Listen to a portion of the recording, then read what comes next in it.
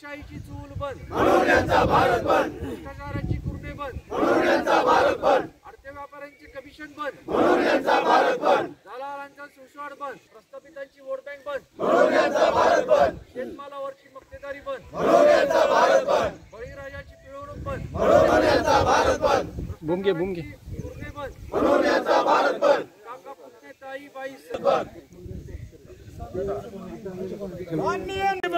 हम तुम्हारे साथ हैं, नरेंद्र भाई तुम आगे बढ़ो, हम तुम्हारे साथ हैं, अमित जरा ये ना आगे बढ़ो हम तुम्हारे साथ हैं, नरेंद्र जी तो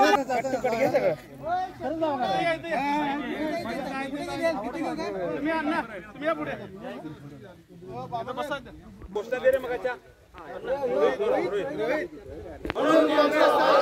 बळीराजाची पिळवणूक बंद म्हणून यांचा भारत बंद, घराणेशाहीची चूल बंद म्हणून यांचा भारत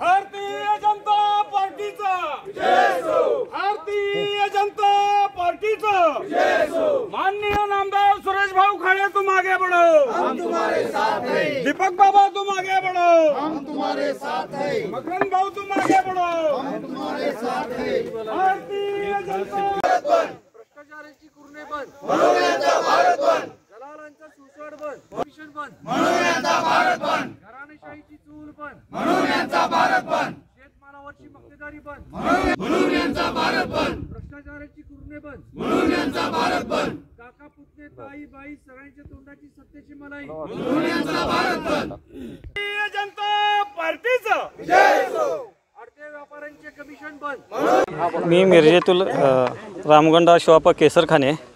मी एक ऊस उत्पादक व शतावरी हे पिकं केलेली आहेत शेतामध्ये. मी करार शेतीमध्ये म्हणजे धूळ फेक करत आहेत काँग्रेस आणि राष्ट्रवादीवाले, पण तो करार शेती ही चांगलीच आहे की मी स्वतः शतावरीचे पीक हिमालय या ब्रँडशी करार केलेला आहे. व प्रत्येक शेतकऱ्यानं आता सध्या समजलं तर मोदी साहेबांनी वर्षाला 6,000 रुपये आपल्याला पेन्शन योजनेमध्ये डिक्लेअर केलेलं आहे आणि ते आलेले सुद्धा आहेत. वर्षभर झाले पैसे सगळ्या शेतकऱ्यांना येतात आणि प्रत्येक फायदे आपल्याला मिळत आहेत. तरीसुद्धा विरोधाला विरोध करत काँग्रेस आणि राष्ट्रवादीवाले हे करत आहेत, विरोध करत आहेत. परंतु त्याला माझा विरोध आहे. आम्ही सर्व एकत्र येऊन त्या BJP सरकारच्या मोदी साहेबांच्या धोरणाला आम्ही पाठिंबा देत आहोत. इथं भाजपचे युवा कार्यकर्ते व येथील पदाधिकारी सर्वजण मकरंद भाऊ असतील, दीपक बाबा असतील, सर्वजण आले व आम्हाला हे BJPचे धोरणांचे मोदी सरकारच्या धोरणांची पुस्तिका आमच्या हातात दिली. व परंतु आम्हाला अगोदरच पटलं होतं, कारण आम्हीसुद्धा रोजच्या रोज शेतकरीच्या धोरणाच्याबद्दल अभ्यास करीत होतो. म्हणून हे सर्व धोरण पटलेलं आहे आणि त्याला आम्ही पाठिंबा देतो आहोत मोदी सरकारच्या बाजूने. करणारी स्थिती आज आपल्या देशामध्ये काही विरोधकांनी शेतकऱ्यांच्या हे तोट्याचं आहे असं म्हणून एक आंदोलन छेडलेलं आहे. त्यांनाही माहिती आहे की हे बरोबर आहे, पण तरी पण राजकारण करायचं आहे म्हणून हे आंदोलन छेडलं गेलेलं आहे. ह्या आंदोलनामध्ये आज बघितलं आपण तर शेतकरी कोणी नाही आहे. हे दलाल, आडतवाले, व्यापारी हे सगळे त्यामध्ये उतरले. त्यांच्यावर पैसा आहे, तिने माणसं जमा केली, पैसे देऊन माणसं आणली गेली आणि हे आता हे आंदोलन छेडलेलं आहे. मोदी साहेबांनी जे 3 नियम कानून पास केले शेतकऱ्यांसाठी हिताचे केले, त्यामध्ये कुठेही कसलंही नुकसान शेतकऱ्यांचं नाही आहे. आज त्यांच्या पायातली बेडी मोदी साहेबांनी तोडलेली आहे. पहिल्या बेड्या टाकल्या होत्या काँग्रेसवाल्यांनी आणि ती बेडी करून शेतकऱ्याला आता मोकळा केलेला आहे. मोकळा म्हणजे तो कुठेही आपला माल विकू शकतो, कोणत्याही दराला विकू शकतो, त्याला पसंत पडलं तर विकू शकतो. पण पहिलं तसं नसायचं. बाजारपेठेत मार्केट FMC मार्केटला जर माल नेला आपण तर हे पिळवणूक करायचे. आजच मला एक उदाहरण मिळालं. 50 रुपयाचा माल हा FMC मार्केटला गेल्यानंतर त्याला फक्त 15 रुपये मिळाले. बाकी 35 रुपये हे दलालाच्या खिशात गेले.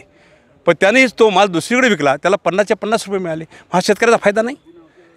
शेतकऱ्याचं कष्ट करतो, शेतकरी रातदिवस राबतो, उन्हातानात राबतो, त्याच्या कष्टाचं पाणी झालं आणि त्याला त्याचा फायदा मिळावा ह्या उद्देशानंच मोदी साहेबांनी हे 3 कानून पैदा केले आणि काढले, मंजूर करून घेतले. आणि ह्या दृष्टिकोनातून शेतकरी चांगला समृद्ध व्हावा, चांगला व्हावा, त्याच्याबरोबर देश समृद्ध व्हावा ही भूमिका मोदी साहेबांची असेल. तर आज शेतकरी संघटनेच्या लोकांनी जे आंदोलन केलं, ज्या काँग्रेसवाल्यांनी, राष्ट्रवादी, शिवसेनेने जे आंदोलन केलं, ते आंदोलन आज माझ्या मतदारसंघात जर बघितलं तर कुठेही बंद नाही. 99% आमचं सगळं चालू आहे.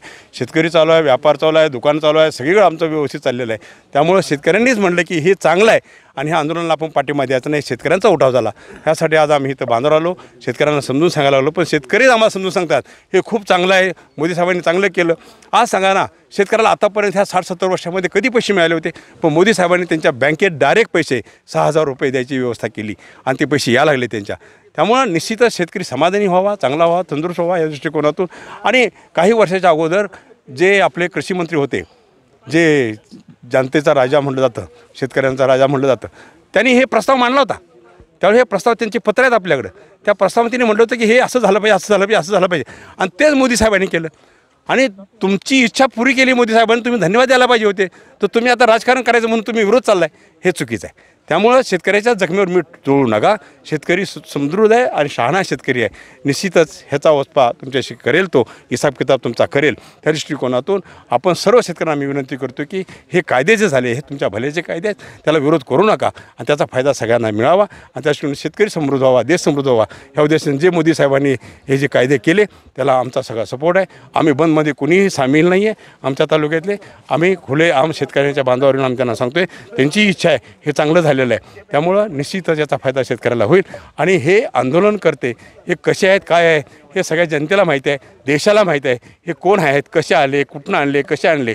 पण ह्यामध्ये शेतकरी जास्तीत जास्त नाही आहे. त्यामुळे 2 राज्यामधले आंदोलन करते आणि आडतवाले सगळे आलेत बाहेर. त्यामुळं जे दलाल आहेत ते बाहेर आले, त्यांनी आंदोलन केलेलं आहे. शेतकरी आंदोलनाला कुठेही सामील झालेला नाही आहे, हे मला आपल्याला सांगायचं. धन्यवाद.